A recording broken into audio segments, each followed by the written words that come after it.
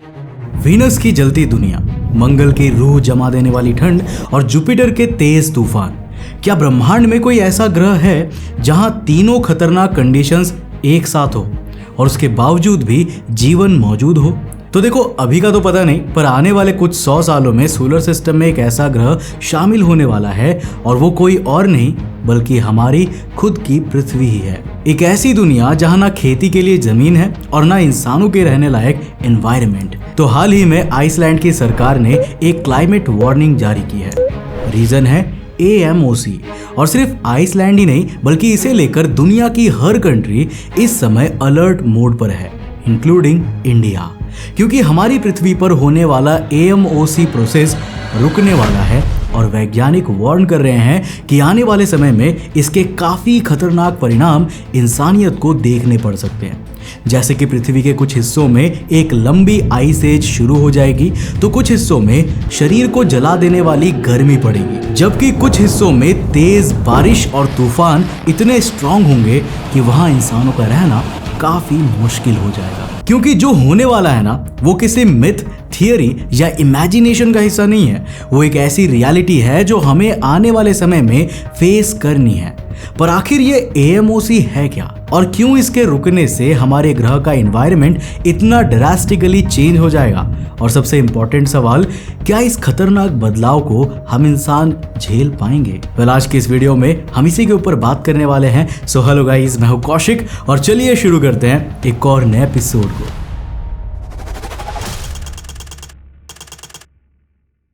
दोस्तों, वीडियो में आगे बढ़ने से पहले जिस तरह आप मेरे साथ YouTube पे कनेक्टेड हो, मैं चाहूंगा कि आप उसी तरह मेरे साथ Instagram पे भी जुड़ जाओ। ये है मेरे Instagram का user handle, link description box में जाके फॉलो कर लेना। तो ये है हमारी पृथ्वी, लेकिन ये वैसी नहीं दिख रही जैसी आज हम देखते हैं।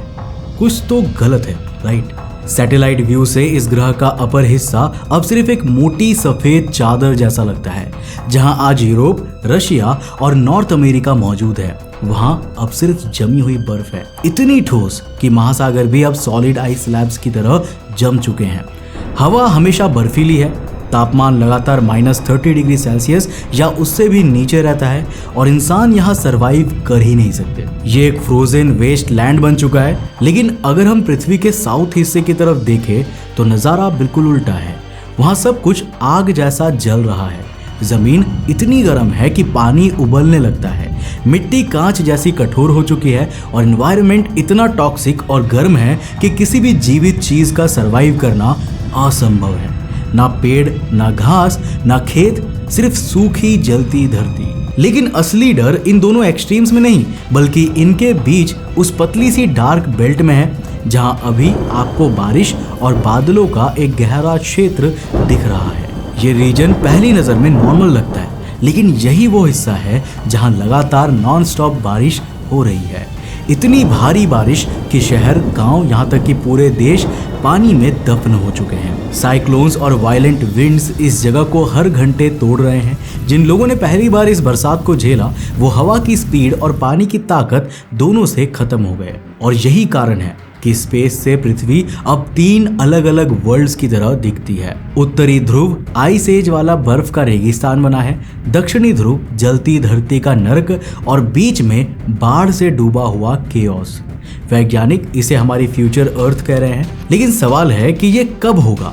और सबसे बड़ा सवाल, ये होगा कैसे? जवाब है हम, मैं, आप, मानवता, यानी हम खुद अपनी नीली पृथ्वी को धीरे धीरे इस डरावने भविष्य में बदलते जा रहे हैं।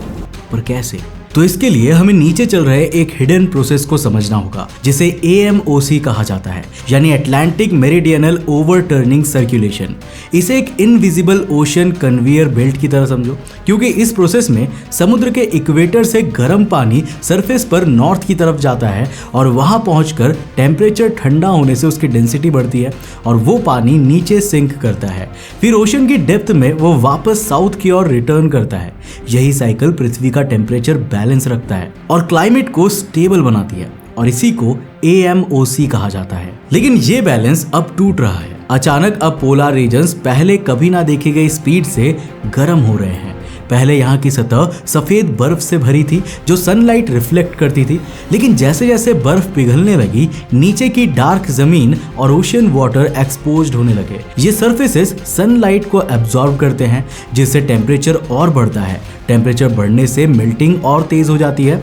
इसे आइस लॉस फीडबैक लूप कहा जाता है, मतलब वार्मिंग खुद को एक्सेलरेट कर रही है। अब इससे ओशन में मैसिव मात्रा में फ्रेश मेल्ट वाटर जा रहा है, जिससे प्रॉब्लम यह है कि AMOC सॉल्ट वाटर पर डिपेंड करता है क्योंकि सॉल्टी वाटर हेवी होती है और आसानी से नीचे सिंक कर सकता है, जबकि फ्रेश वाटर हल्का होता है, इसीलिए वो नीचे नहीं जाता। और जब पानी सिंक नहीं करता AMOC धीमा होना शुरू हो जाता है। इसीलिए आज सैटेलाइट मेजरमेंट्स और डीप ओशन सेंसर्स साफ दिखा रहे हैं कि AMOC पहले जैसे स्ट्रेंथ में काम नहीं कर रही। और इवन वैज्ञानिकों का अनुमान तो ये भी है कि अगले 50 से 60 सालों में ये सर्कुलेशन पूरी तरह से कोलैप्स हो सकता है, और अगर ये हुआ तो पूरी दुनिया का नेचुरल क्लाइमेट कंट्रोल टूट जाएगा। यूरोप अचानक डीप फ्रीज क्लाइमेट में चला जाएगा, जहां आने वाले कुछ समय में ही टेम्परेचर 10 डिग्री सेल्सियस तक गिर सकता है। इसके अलावा इससे north America extreme cold storms की चपेट में आ सकता है। साउथ एशिया खास करके इंडिया अनप्रिडिक्टेबल मॉनसून्स का हिस्सा बन सकता है, जहां पर कभी बारिश बिल्कुल नहीं होगी तो कभी इतनी ज्यादा होगी कि शहर और खेत पूरी तरह से बह जाएंगे। दुनिया के अलग अलग हिस्सों में टेम्परेचर्स इतनी तेजी से एक्सट्रीम होंगे कि सर्वाइवल एक चैलेंज बन जाएगा। और सबसे शॉकिंग बात, AMOC के पूरी तरह बंद होने के बाद ये सिचुएशन लगातार एक्सट्रीम होती ही जाएगी। अर्थ के वेदर पैटर्न अनप्रिडिक्टेबल होते ही जाएंगे जब तक वे उस खतरनाक रूप में ना पहुंच जाए जहां पर हम इंसानों का सरवाइव करना ऑलमोस्ट इम्पॉसिबल ना हो जाए। और तब पृथ्वी वही बनेगी जो आपने शुरुआत में देखा, ऊपर मौत की बर्फ, नीचे मौत की आग और बीच में एंडलेस फ्लड। ये सब कल्पना नहीं है, ये वो भविष्य है जिसकी तरफ हम खुद अपने हाथों से इस ग्रह को धकेल रहे हैं। पर आखिर इस एंडलेस तबाही की सूरत कैसी होगी और क्या इससे बचा जा सकता है? क्या हम अपने ग्रह और अपने आप को बचा सकते हैं? और यहाँ पर एक शॉकिंग बात बता दूं कि जिस तबाही भरे भविष्य की हम यहाँ पर बात कर रहे हैं ना, ये ऑलरेडी शुरू हो चुका है। तो देखो, AMOC को रोकने और ग्लोबल वार्मिंग के अपने पीक पर होने से पृथ्वी के एनवायरनमेंट में जो चेंजेस होंगे उसका सबसे पहला असर हमें देखने को मिलेगा पृथ्वी की बायोडाइवर्सिटी और इकोसिस्टम पर, जो ऑलरेडी हम देख रहे हैं। AMOC के धीमा होने और ग्लोबल वार्मिंग बढ़ने के कारण से लाखों सालों से पृथ्वी पर मौजूद स्पीसीज अब एक एक करके गायब होती जा रही है, जैसे कोई इनविजिबल हैंड अभी से अर्थ की बायोलॉजिकल बुक्स के पेजेस फाड़ रहा हो। फॉर एग्जाम्पल, कोरल रीफ्स जो कभी ओशन के रंगीन सिटीज हुआ करते थे, अब स्केलेटन्स बन चुके हैं। माइग्रेटरी बर्ड्स रास्ते भूल रहे हैं क्योंकि उनकी नेविगेशन सिस्टम क्लाइमेट सिग्नल्स पर आधारित थी और वो सिग्नल्स अब डिस्टॉर्टेड है। कुछ स्पीसीज सर्वाइव करने की कोशिश में नए हैबिटेट्स में मूव कर रही है, लेकिन वहां पहले से ही मौजूद स्पीसीज के साथ कंपटीशन इस प्लैनेट को एक बायोलॉजिकल बैटल फील्ड बना रहा है। खतरा एग्रीकल्चर पर भी आ चुका है। राइस, वीट, पल्सेस, ये क्रॉप्स एक फिक्स्ड सीजनल पैटर्न पर डिपेंड करती थी। जब मौसम प्रेडिक्टेबल था, किसान प्लानिंग कर पाते थे, लेकिन अब क्रॉप कैलेंडर अनस्टेबल है। कभी हीट वेव क्रॉप को उगने नहीं देते तो कभी अनसीजनल रेनफॉल फील्ड्स को डुबा देती है। इसी कारण से पिछले 3 वर्षों में फूड इन्फ्लेशन में शार्प स्पाइक देखा गया है। ये सिर्फ इकोनॉमिक्स का मुद्दा नहीं है, ये सर्वाइवल का सवाल है। अब जब भोजन ही सही समय पर पैदा नहीं होगा तो कीमतें बढ़ेंगी, और जब कीमतें अनकंट्रोल्ड होंगी तो गरीबी बढ़ेगी। इसके अलावा ये बदलता मौसम अब हमारे इंफ्रास्ट्रक्चर को भी नुकसान पहुंचाना शुरू कर चुका है। हाईवेज हर साल मेल्ट और क्रैक हो रहे हैं, कंक्रीट ब्रिजेस थर्मल स्ट्रेस के आगे झुक रहे हैं, बिल्डिंग्स ऐसी हवा और बारिश झेलने के लिए डिजाइन नहीं हुई थी। ऑल्सो जैसे जैसे इस प्रोसेस के बीच ग्लेशियर्स मेल्ट होकर ओशन लेवल को राइज कर रहे हैं, उन्हीं से कोस्टल रीजन्स दुनिया के सबसे फ्रेजाइल जोन्स बन चुके हैं। इंडियन सब कॉन्टिनेंट की ही बात करें तो लगभग 7500 किलोमीटर कोस्ट लाइन अब स्टेबल नहीं रही। इंडियन ओशन में सी लेवल राइज की स्पीड पिछले 2 दशकों में लगभग दोगुनी हो चुकी है। ये फ्लड की तरह नहीं आता, ये एक साइलेंट टेकओवर है जहां समुद्र धीरे धीरे जमीन को निगल रहा है। कोलकाता, चेन्नई और मुंबई जैसे शहर अब ह्यूमिडिटी के ऐसे लेवल्स पर पहुंच चुके हैं जहां इंसान का शरीर फंक्शन तो करता है लेकिन स्ट्रगल में। भारत के ही नॉर्दर्न इलाकों में अब गर्मी में टेम्परेचर 50 डिग्री सेल्सियस तक छूने लगता है, और अगेन बता दो कि ये सिर्फ भारत नहीं बल्कि पूरी दुनिया का हाल है। अब ठंड और गर्मी धीरे धीरे एक्सट्रीम होती जा रही है और ये सब तब हो रहा है जब अभी केवल AMOC का फ्लो कम हुआ है, रुका नहीं है। अब जस्ट इमेजिन करके देखिए कि ये कितना और डरावना हो सकता है। अब असली डर ये नहीं है कि क्लाइमेट चेंज हो रहा है, असली डर ये है कि ये एक्सेलरेट हो रहा है। क्लाइमेट साइंटिस्ट अब एक नया टर्म इस्तेमाल करते हैं, कैस्केडिंग क्लाइमेट इवेंट्स। इसका मतलब है एक इवेंट दूसरे को ट्रिगर करता है, फिर तीसरा, फिर चौथा, जैसे डोमिनो लाइन जिसमें बस पहला पीस गिरने का इंतजार था और वो पहला पीस होगा AMOC के फ्लो का रुकना। अब हमने ये तो देख लिया कि कैसे AMOC के फ्लो के रुकने पर हमारे ओशन पृथ्वी के क्लाइमेट को पूरी तरह डिसरप्ट करके एक्सट्रीम बना देंगे, लेकिन जब हमें पता है कि ये क्यों और कैसे हो रहा है और ये हमारी इंसानियत के भविष्य के लिए बहुत बड़ा खतरा है, तो फिर हम इसे सच होने से रोकने के लिए कुछ कर क्यों नहीं रहे? और क्या हम AMOC वाटर फ्लो को वापस पहले जैसा कर सकते हैं या रुकने से बचा सकते हैं? अब दुनिया में मौसम सीजन्स में नहीं बढ़ता। गर्मी, सर्दी, बारिश का जो पुराना प्रेडिक्टेबल रिदम था ना, अब वो मिट चुका है। अब मौसम कैलेंडर पर नहीं, कियोस पर चलता है। कुछ जगहों पर महीनों तक तापमान इतनी बढ़ जाती है कि बिल्डिंग और इंफ्रास्ट्रक्चर मेल्ट होने लगते हैं, पेड़ सूखकर हॉलो हो जाते हैं और जीवित प्राणी सिर्फ गर्म हवा में सांस लेने की कोशिश करते हुए गिर पड़ते हैं। वहीं दूसरी जगह ऐसी है जहां ठंडी हवाएं कभी रुकती ही नहीं है, जैसे धरती के किसी हिस्से को अचानक आइस एज में धकेल दिया गया हो। और फिर ऐसी जगह हैं जहां बारिश बंद ही नहीं होती, आसमान जैसे फटा हुआ हो और बारिश किसी पनिशमेंट की तरह गिर रही हो। मिट्टी धीरे धीरे पत्थर जैसे कठोर हो रही है और ड्रॉट जोन्स अब परमानेंट बन चुके हैं। ये दुनिया वही है पर क्लाइमेट अब वैसा नहीं रहा जैसा हमने जाना था। पर क्या हम ऐसी दुनिया चाहते हैं? वेल, ऑफ कोर्स नहीं। जब हमने समझ लिया कि ये बदलाव सिर्फ वार्निंग नहीं बल्कि अनफोल्डिंग रियलिटी है, तो क्या इस रास्ते को रोका जा सकता है? क्या भविष्य अभी भी बदला जा सकता है? जवाब है जी हाँ, लेकिन ये आसान नहीं है। एंड सोल्यूशन साइंस में नहीं छिपा बल्कि एक साधारण सच में है। हमें green house gases, carbon dioxide, methane और इंडस्ट्रियल एमिशंस को तुरंत कम करना होगा।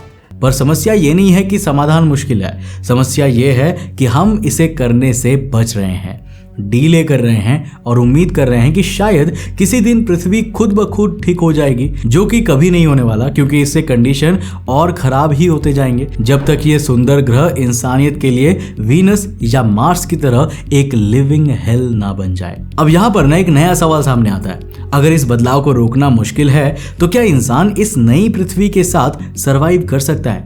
क्या हम इस नए एनवायरमेंटल रियलिटी के साथ अडेप्ट हो सकते हैं? तो अब दुनिया भर के क्लाइमेट साइंटिस्ट और एनवायरमेंटल स्ट्रेटेजिस्ट 3 दिशाओं में सोच रहे हैं।